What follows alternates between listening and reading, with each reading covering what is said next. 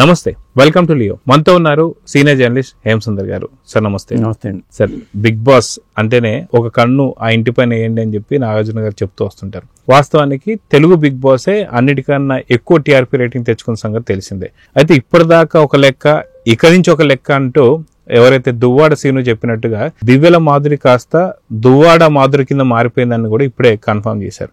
మొత్తానికి దివ్యల మాధురి హౌస్ లోకి ఎంట్రీ ఇప్పటి నుంచి నిజంగా టీఆర్పీ రేట్ పెరుగుతుందా, ఎలా చూడొచ్చు అంటారు? అంటే ఇప్పటిదాకా బిగ్ బాస్ కి అనుకున్న ఇదైతే రాలేదండి. ఇప్పుడు ఏదో 2.0 అంటున్నారు.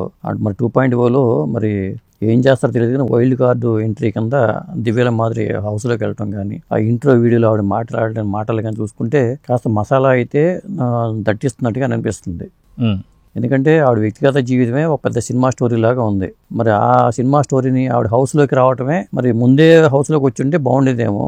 ఈ మొత్తానికైతే హౌస్లోకి రావటాన్ని మనం ఎలా చూడాలంటే టీఆర్పీ ప్రకారం కొద్దిగా డౌన్ అయింది కాబట్టి ఇట్లాంటి దివ్యల మాధురి కానీ లేకపోతే రమ్య పికిల్స్ ఆవిడ కానీ అందులో భాగంగానే ఎంటర్ చేయించారనుకోవాలి.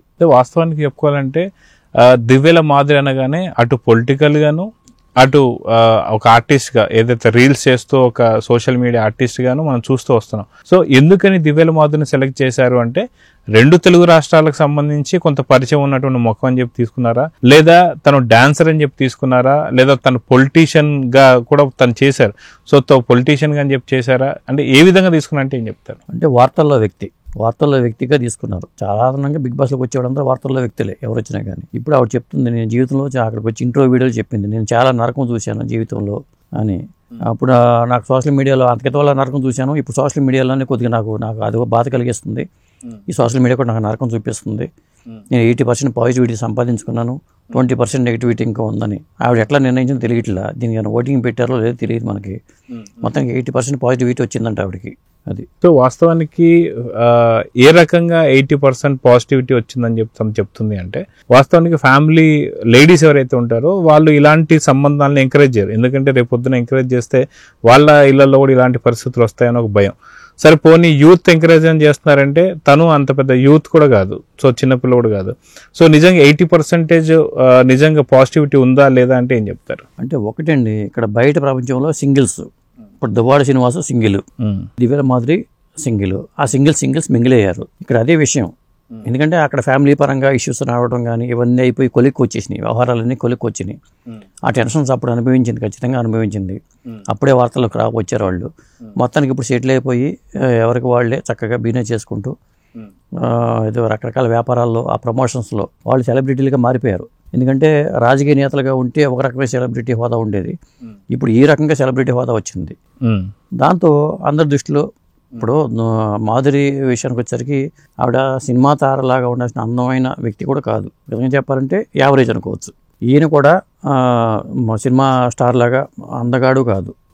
చెప్పండి, గ్యాప్ పరంగా చూసుకుంటే ఏజ్ గ్యాప్ ఉంటుంది. ఈవిడ ఏజ్కి ఆయన ఏజ్కి చాలా తేడా ఉంది. కాకపోతే ఈ ఏజ్ గ్యాప్ అనేది ఇట్లా కలిసిన వాళ్ళకి భవిష్యత్తులో ఎలాంటి పరిణామాలు ఉంటాయి అనేది మనం ఊహించడం కూడా కష్టమే. ఎందుకంటే ఎప్పుడైనా సరే డబ్బు ఉండి అన్నీ ఉంటే నడిచిపోతూ ఉంటుందండి. ఒక పిల్లలు పుట్టారనుకోండి, వాళ్ళ భవిష్యత్తు ఎలా ఏమిటి ఇలాంటి అంశాలు కూడా ఉంటాయి. అయితే వాస్తవానికి మనం చూసుకుంటే ఇప్పుడు ఏదైతే లవ్ మ్యారేజ్ చేసుకున్నటువంటి ఒక దంపతుల పరిస్థితి చూసినా, లేదా అరేంజ్ మ్యారేజ్ పెద్దలు కుదిరించినటువంటి ఒక దంపతులు చూసినా ఎక్కడో దగ్గర విభేదాలు అయితే వస్తున్నాయి. కానీ ఏజ్ అయిపోయిన తర్వాత ఈ యొక్క కలియక నిజంగా గ్యాప్ వస్తుందా రాదా అంటే ఏం చెప్తారు? అదేవిధంగా గ్యాప్ వస్తే అప్పుడు పరిస్థితి ఏంటి? అప్పుడు మళ్ళీ ట్రోల్ అవుతారుగా అంటే అవుతారు. ఎందుకంటే భావజాలాలు వేరుగా ఉంటాయండి. ఇప్పుడు 35-40 ఏళ్ల ఏజ్ గ్రూప్ లో ఒక రకమైన భావజాలం ఉంటుంది, 60 ఏళ్ళు దాటిన వాళ్ళకి ఒక రకమైన భావజాలం ఉంటుంది. ఈ రెండు ఏకాభిప్రాయంతో వెళ్తారంటే కష్టం, సర్దుకుపోవాలి. ఇప్పుడు సర్దుకుపోతూ ఉంటే ఇక ఎవరో ఒకరు తగ్గాల్సిందే. తగ్గకపోతే ఈగో ప్రాబ్లమ్స్ వస్తేనే ఇబ్బంది అవుతుంది. మొత్తానికి వీళ్ళు అన్యోన్యమైన ఆదర్శ జంటగానే ట్రావెల్ అవుతున్నారు ఇప్పటిదాకా అటువంటి పొరపచ్చాలు లేకుండా బయట ప్రపంచానికి మాత్రం అలా ఫోకస్ అవుతున్నారు.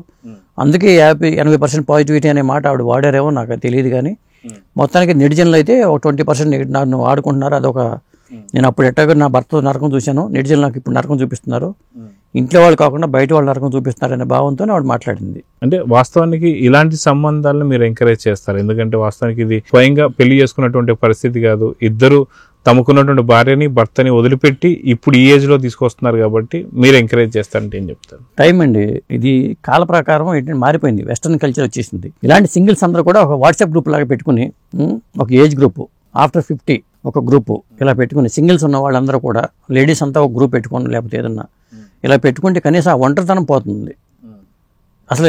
ఎందుకంటే కమ్యూనికేషన్ లేదు, ఎవరో ఎలాంటి జీవితాన్ని అనుభవిస్తున్నారో ఎవరికి తెలియట్లా. సోషల్ మీడియాలో అలాంటి వాళ్ళని వెతుక్కుని దగ్గర అవుతున్న వాళ్ళు చాలా మంది ఉన్నారు. ఇన్స్టాగ్రామ్ ద్వారానో ఆ ఫేస్బుక్ ద్వారానో దగ్గర అవుతున్న వారు ఉన్నారు. అట్లా దగ్గర అవ్వడానికి కొంతవరకు ఏర్పాటు అవుతున్నాయి. కానీ ఈ భావజాలం ఉన్న వాళ్ళని ఏకం చేసే గ్రూప్స్ కానీ కొన్ని మ్యారేజ్ లింక్స్ ఉన్నాయి ఆఫ్టర్ 50 మ్యారేజెస్. ఎందుకంటే భార్యలు చనిపోయిన వాళ్ళు ఉంటారు, భర్తలు చనిపోయిన వాళ్ళు ఉంటారు. వీళ్ళందరినీ ఏకం చేసే ఒక వేదిక అయితే కావాలి. ఆ వేదిక ఏ రూపంలో ఉందో ఇప్పుడు ఉందా లేదా మనకు తెలియదు. అదండి. సో ఓవరాల్గా బిగ్ బాస్కి దివ్యల మాధురి వచ్చేసింది కాబట్టి టీఆర్పీ రేటింగ్ ఎంత పెరిగే అవకాశం ఉంది. అదే కాక తను హౌస్లోకి వచ్చే ముందు కొన్ని వ్యాఖ్యలు కూడా చేసింది. గతంలో తను ఏమైందంటే మా భర్త సహకారంతోనే నేను దువ్వాడ సీన్ గురించి మొత్తం తెలుసు అని చెప్పేసి అనింది. సో ఇప్పుడు వచ్చేసి గతంలో నేను చాలా బాధలు అనుభవించాను, ఇప్పుడు మళ్ళీ అనుభవిస్తున్నాను నెటిజన్తో ఉంటుంది. సో ఈ వ్యాఖ్యలను ఎలా చూడాలి? మొత్తానికి ఎలాంటి వ్యాఖ్యలు? ఆవిడ ఏం చేసిందంటేనండి, నాది ముక్కుసూటిగా ఉండే తత్వం, అందుకే నన్ను ఫైర్ బ్రాండ్ అని పిలుస్తూ ఉంటారు. ఆవిడే అనుకుంటుంది ఫైర్ బ్రాండ్ అని, జనం పెట్టారనే తెలియదు కానీ అనుకుంటుంటారు. నాకు ఇంటర్లోనే పెళ్లి చేశారు, నాకు ఆరాధ్య, అఖిల, అర్హ అనే 3 ఆడపిల్లలు ఉన్నారు, మరి వీళ్ళే నా ప్రపంచం. వాళ్ళతో పాటు ఆయన కూడా ఒక ప్రపంచం అని అనుకోవాలి, అనలేదు అక్కడ. అది ఇంకోటి ఏంటంటే మొదటి నుంచి నాకు నా భర్తకు మధ్య అండర్స్టాండింగ్ తక్కువ, అయినా సరే కలిసి ఉండేందుకు చాలా ఏళ్ళు ప్రయత్నించాను, కానీ అసలు కుదరలేదు. చివరకు విడిపోవాల్సి వచ్చింది. కుటుంబ సభ్యుల వల్ల ఒంటరిగా మిగిలినప్పుడు అదే కుటుంబ సమస్యలతో బాధపడుతున్న శ్రీనివాస్ గారు, ఆయన సింగిల్. ఇప్పుడు మనం అనుకున్నాం కదా సింగిల్ అని, ఇట్లా కనిపించారు. తనతో నా జర్నీ మొదలైంది. మాధురి అంటే శ్రీనివాస్ అంటే మాధురిగా 4 ఏళ్లుగా కలిసి బతుకుతున్నాం అంటూ. అయితే ఈ 4 ఏళ్ళు నేను నరకం చూడని రోజంటూ లేదు. ఎందుకంటే 4 ఏళ్ళు స్వర్గంలో ఉండాలి. ఇప్పుడు స్వర్గం నరకం సినిమా వచ్చింది కాబట్టి ఫస్ట్ హాఫ్ అంతా ఒక నరకం, సెకండ్ హాఫ్ స్వర్గంగా మారిపోద్ది. అటు ఇటు జీవితాలు మారిపోతాయి. కానీ ఇక్కడ ఏమన్నారంటే ఈవిడ, నా శ్రీనివాసం కలవకముందు నా జీవితం నరకంగా ఉండేది అన్నారు. శ్రీనివాసం కలిసిన తర్వాత నెటిజన్లతో నరకం కనిపిస్తుంది అన్నారు. ఇక్కడ 2 నరకాలే కనిపిస్తున్నాయి అంటే ఈవిడికి. తర్వాత కారణం ఏంటంటే ఆ నరకానికి సోషల్ మీడియాలో నాపై నెగిటివ్ కామెంట్స్ పెడుతున్నారు, వ్యక్తిత్వ హననం చేస్తూనే ఉన్నారు, ఆడపిల్లని చూడకుండా నా కూతుర్లని కూడా ట్రోల్ చేస్తున్నారు. నిజంగా నేనంటే మీకు చూపించాలనుకున్నాను అంటే ఆవిడ ఏంటో చూపించాలని అనుకుందంట. అది బిగ్ బాస్ హౌస్లో చూపిస్తారేమో. ఇప్పుడు దువ్వాడ మాధురి 2.1 బిగ్ బాస్ హౌస్లో చూపిస్తారు. అర్థమైందే రాజా అంటూ రజనీకాంత్ గారి డైలాగు చెప్పిందన్నమాట. ఇక నాగార్జున దగ్గర కూడా ఆమె మాట్లాడితే ఏమందంటే, సమాజం అంతా ఒకవైపు నిలబడితే నేను ఒకవైపు నిలబడ్డాను, నా జీవితం నాకు నచ్చితే చాలు, ఎవరికి నచ్చాల్సిన అవసరం లేదు. దాదాపు 80% మంది నన్ను అర్థం చేసుకున్నారు, ఇంకా 20% మంది నాకు నెగిటివ్గా ఉన్నారు, వారిని కూడా నా వైపు తిప్పుకోవడానికి బిగ్ బాస్ హౌస్కి వెళ్తున్నా, హౌస్లో నుంచి తిప్పుకుంటుందంట. దువ్వాడ శ్రీనివాస్ గారి కోసం ఏదైనా వదులుకుంటాను, ఆయన చెప్పారు కాబట్టి ఈ షోకి వచ్చాను, ఆయన అనుమతి లేకుండా నేను వచ్చేదాన్ని కాదని చెప్పారు. శ్రీనివాస్ గారి కాడ చూడమండి, రేపు ఆదివారం చూడండి హౌస్లో అంటే ఆయన కూడా ఒక వీడియో పెట్టాడు. విధంగా చెప్పాలంటే మేడ్ ఫర్ ఈచ్ అదర్ లాగా నాకు అనిపిస్తున్నారు. ఏజ్ గ్యాప్ ఉన్నా కానీ మిగతా గేజ్ పరంగా చూసుకుంటే ఇద్దరు కూడా ఒకేలా అనిపిస్తున్నారు నాకైతే. సో ఓవరాల్గా మీరు ఇప్పుడు చూస్తున్నటువంటి ఒక సిచ్యువేషన్లో దివ్యల మాధురి గారికి సంబంధించి దువ్వాడ శ్రీని గారి సపోర్ట్ అయితే మనం చూస్తూ వస్తున్నాం. కానీ ఇలాంటి అంటే దివ్యల మాధురి గారు సమాజానికి ఏం మెసేజ్ ఇస్తారు? ఆవిడ నేను ఏందో చూపిస్తాను, మిగతా 20% నా వైపు తిప్పుకుంటాను అంటే ఆవిడ ఏం మెసేజ్ ఇస్తారంటే సమాజమే అలా ఉందని చెప్పదలుచుకున్నారు ఆవిడ. బయట సమాజం కూడా అలాగే ఉందనేది ఇప్పుడు ఏంటంటే వాళ్ళు బయటకు వచ్చారు కాబట్టి మనకు అర్థం కావట్లా, జనరల్గా వాళ్ళే అనుకుంటున్నారు. కానీ ఆవిడ ఏం చూపించేది ఏంటంటే బిగ్ బాస్ హౌస్ ద్వారా వచ్చి సమాజంలో నాలాంటి వాళ్ళు ఇంకా చాలా మంది ఉన్నారు, మాలాంటి వాళ్ళు చాలా మంది ఉన్నారని చెప్పబోతున్నారు అనుకుంటున్నాను నేను. సో అలాంటి వాళ్ళందరూ మీరందరూ కూడా సింగిల్స్ అంతా మింగిల్ కావచ్చు అని చెప్పబోతుందా? అంతే, మీరందరూ కూడా ఎవరైతే సింగిల్స్గా ఉన్నారో వాళ్ళందరూ కూడా ఒక లైఫ్ని ఏర్పరచుకోండి, అదొక మెసేజ్. ఎందుకంటే ఏజ్ గ్యాప్ అనేది ఉండకూడదు, అవసరం లేదు. ఒక ఏజ్ గ్రూప్ దగ్గర అవ్వాల్సిన అవసరం లేదు. సింగిల్గా ఉన్న వాళ్ళు మీకు నచ్చితే ఎవరితోనైనా ట్రావెల్ అవ్వచ్చు అనేది ఆవిడిచ్చే సందేశం.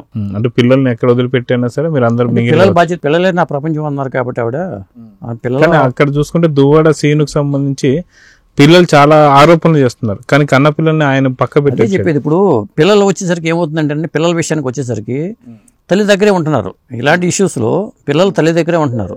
ఇక్కడ దువ్వాడ శ్రీనివాస్ సంబంధించిన పిల్లలు ఏమో ఆయన అసలు భార్య దగ్గర వాళ్ళు ఉంటారు. మిగతా 10 చోట కూడా అదే పరిస్థితి ఉంది. ఇప్పుడు ఇవాళ మాధురి గారి గురించి మాట్లాడుకుంటున్నాం కానీ, లేదా దువ్వాడ శ్రీనివాస్ వైఫ్ గురించి మాట్లాడినా, లేదా బయట చూసినా కన్నా కానీ అదే పరిస్థితి ఉంది. అంటే తండ్రి దగ్గర పిల్లలు ఉండట్లా. అది ఎందుకంటే అది అలాగే క్రియేట్ అయింది. మరి చెప్పలేము ఎందుకు, మరి భవిష్యత్తులో ఇది మారుతుందో లేదు తెలియదు, కానీ అమెరికాలో ఎలా ఉంటుందో తెలియదు. కానీ మొత్తానికి వెస్ట్రన్ కల్చర్ ప్రభావం అయితే ఇప్పుడు బాగా ఉంది. వెస్ట్రన్ కల్చర్ ప్రభావం లోనైన వారిలో ఇప్పుడు మాధురి లాంటి వాళ్ళు కానీ దువ్వాడ శ్రీనివాస్ లాంటి వాళ్ళు ఉన్నారు. ఇంకా మాలాగా ఎందరో అనే సినిమా వచ్చింది గతంలో, నాలాగా ఎందరో అని.